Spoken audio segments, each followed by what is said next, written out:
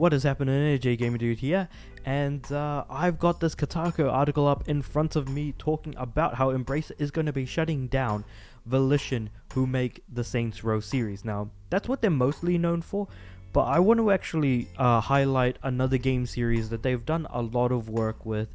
It's a great series, albeit it has one bad game in it, which I would argue is Armageddon. I'm talking about the Red Faction series.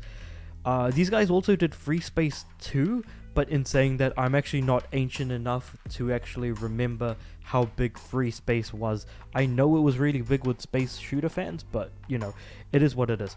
So Embracer is shutting down the studio because they spent way too much money in making Saints Row, but also not being able to make the money back. So, I think if I remember right, Saints Row Reboot was actually over $100 million in actual expenses. So that in order to have been able to break even, they would have had to sell at least a couple million copies, and they failed to do that. So Embracer lost a lot of money because of this particular venture by Volition.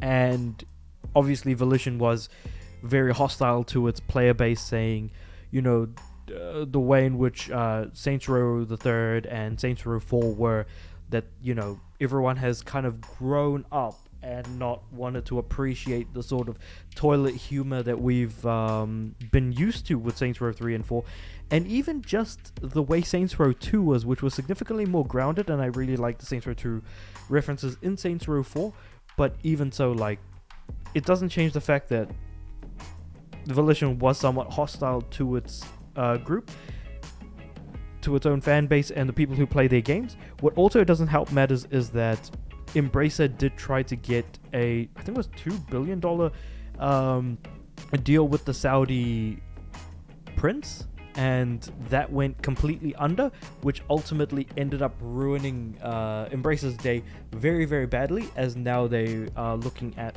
changing the way in which they work and function. And for a publishing like a name that kind of came out of nowhere, like Embracer came out of nowhere and started buying everything. The fact that they bought so many studios in quick succession, but yet barely made any real games that didn't even sell that much. They came onto the scene, bought a bunch of studios, didn't make much, made fairly mediocre games that feel like very sort of THQ, not quite indie, not quite AAA, but that sort of AA space they had encompassed for the longest time. And so it was very much a mystery as to how the hell they were making any money whatsoever. Turns out that that may not have been too far from the truth, as they may not have been making much in the way of money at all. Now, with the whole Saudi deal going absolutely south, and losing a lot of money because of Saints Row, they've had to shut down Volition, unfortunately, and are currently going through a bunch of structural changes as it is, and changing the way in which they greenlight games moving forward.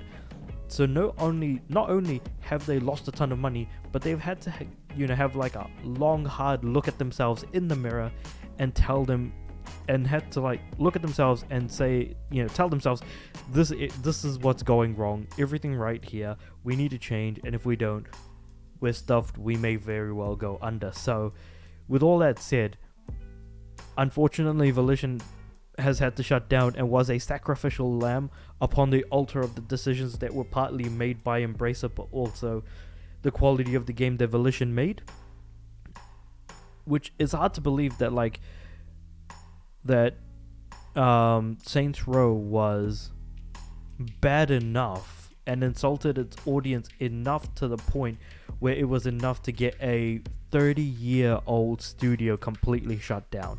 Just imagine that for a moment. That this one game tanked a studio that has been around for so long.